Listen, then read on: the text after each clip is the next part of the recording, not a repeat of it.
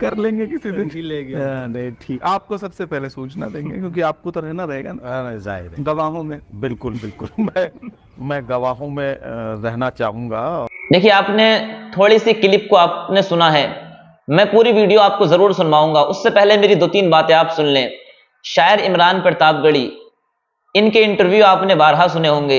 Anchor ने इनसे सवाल किया कि इमरान, जब आप शायरी के अंदर अपनी माँ का जिक्र करते थे तो अपनी माँ के जिक्र के साथ माँ की बहू का भी जिक्र करते थे, तो आप ये बताइए कि आप कब शादी कर रहे हैं, किससे शादी कर रहे हैं और कौन सी लड़की आपको पसंद है। वो सारी डिटेल्स के साथ इस वीडियो के अंदर पूछा है एंकर ने। क्योंकि मैं इसलिए आपको ये चीज बता रहा हूं, बहुत सारे लोग इमरान प्रतापगढ़ी और इकरा हसन का रिश्ता जोड़ते हुए नजर आते हैं, वो हकीकत भी आपको इस वीडियो के अंदर नजर आ जाएगी। चलिए इस वीडियो को मुकम्मल देखिए। अब मैं जरा सा एक पर्सनल सा सवाल अब मुझे करना है। आप जब मुशायरों के इब्तदाई दौर में थे, तब से आप जब अम्मी का जिक्र करते थे तो उसमें कहीं ना कहीं अम्मी की बहू का जिक्र भी आता था। हाँ, बिना उसके कैसे जिक्र अधूरा रह जाता है। अच्छा, उससे पहले एक जरा सा सवाल मैं कर लूं।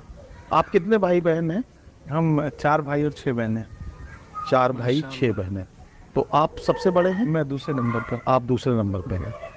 अच्छा, तो अब जाहिर है कि आपकी उम्र भी है शादी की, बल्कि मैं समझता हूँ कि ये जो जिम्मेदारियां हैं, इन जिम्मेदारियों की वजह से थोड़ा सा डिले भी हो गया है। तो पूरे मुल्क में पहले लोगों को सलमान खान की शादी की फिक्र थी, अब खत्म हो गई। फिर लोगों को राहुल जी की शादी की फिक्र लगी कि राहुल जी शादी क्यों नहीं कर रहा, राहुल जी शादी कब करेंगे। और अब लोगों को लगने लगा है कि ऐसा तो नहीं कि इमरान भाई की शादी राहुल जी की शादी की वजह से रुक रही हो, कुछ ऐसा कुछ पार्टी की तरफ से। लीडर को फॉलो करना चाहिए, अच्छी बात है, लेकिन हमारा लीडर भी कहता है कि इस मामले पे मुझे फॉलो मैं तो कभी कभी मजाक कर लेता हूँ बट अच्छा, ये जरा सा बताएं, आप पोइटिक फील्ड से आते हैं, आपकी शुरुआत होती है शायरी से, पोइट्री से, कविता से, उसके बाद आप पॉलिटिकल दुनिया में, पॉलिटिकल जिंदगी में, ये जो आपकी जो पब्लिक लाइफ है, हालांकि पब्लिक लाइफ तो वो भी थी, उसमें भी आपका जो कलाम लाइफ ही थी, वो पब्लिक की अमानत थी जो आपके सीने में थी, अल्लाह ने आपके सीने में उतारी थी और वो आपने लोगों तक पहुंचाई। अब ये जो पब्लिक लाइफ आपकी पॉलिटिकल हो गई है, तो पोइटिक लाइफ से पॉलिटिकल लाइफ तक आपका सफर है, तो शादी करने के लिए आप पोइटिक वर्ड की तरफ देखेंगे या पॉलिटिकल वर्ड की तरफ देखेंगे? या पॉलिटिकल वर्ड की तरफ देखेंगे? बड़ा मुश्किल सवाल है, अभी तो हमने किसी तरफ नहीं देखा है। जब देखेंगे तो चौतरफा देखेंगे। सिर्फ दो तरफा क्यों?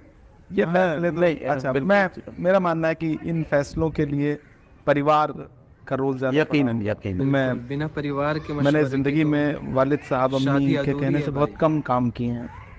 एक आध काम में कहने से करना चाहता हूँ। अच्छा, ये पता है कि वक्त मैं डिसाइड करूंगा। मैंने हमेशा से वालिदैन से ये कहा कि थोड़ा मोहलत दे दीजिए, थोड़ा मोहलत दे दीजिए, और कुछ डिले विले मुझे लगता है आप लोगों की पहले हो गई थी। सही बात।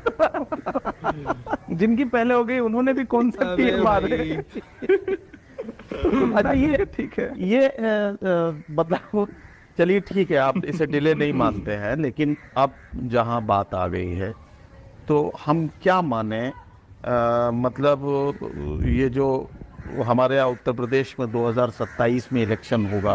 अम्मी हमेशा मुझको इसी तरह से टाइम फ्रेम में पहले कहते थे कि 19 का इलेक्शन लड़ने फिर शादी करेंगे, फिर तुमने कहा कि जब एमपी बन जाएंगे तब शादी करेंगे। अब तो एमपी बन गए, अब किस चीज का इंतजार?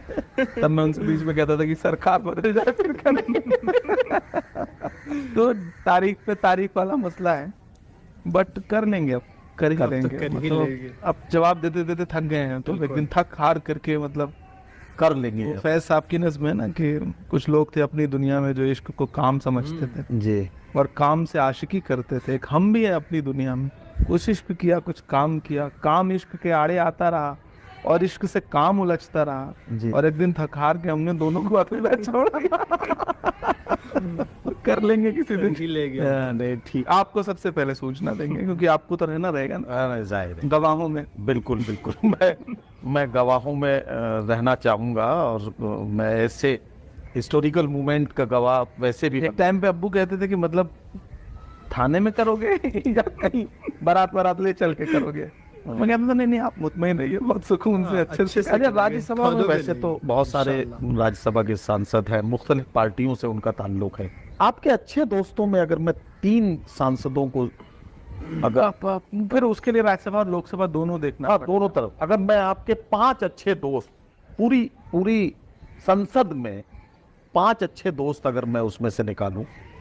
एक्चुअली उसमें अब तो जैसे धर्मेंद्र आ गए, धर्मेंद्र मेरे पुराने दोस्त थे, एक थे। ठीक है आनंद भदौरिया है, समाजवादी से ही है, वो भी मेरे पुराने अच्छे दोस्त हैं। जी कांग्रेस पार्टी में ज्यादातर लोग हमसे सीनियर हैं, जी। मतलब हम उम्र कम है, तो उनसे दोस्ती जैसा रिश्ता नहीं है, लेकिन पार्लियामेंट में आकर के उनसे एक अच्छी बॉन्डिंग बन जाती है, जिनसे आप मतलब लगता है। अभी एक नया सांसद हमारे यहाँ राज्यसभा में आया, अनिल यादव, तेलंगाना से, वो यंग भी है, तो उनसे एक ट्यूनिंग बन गई।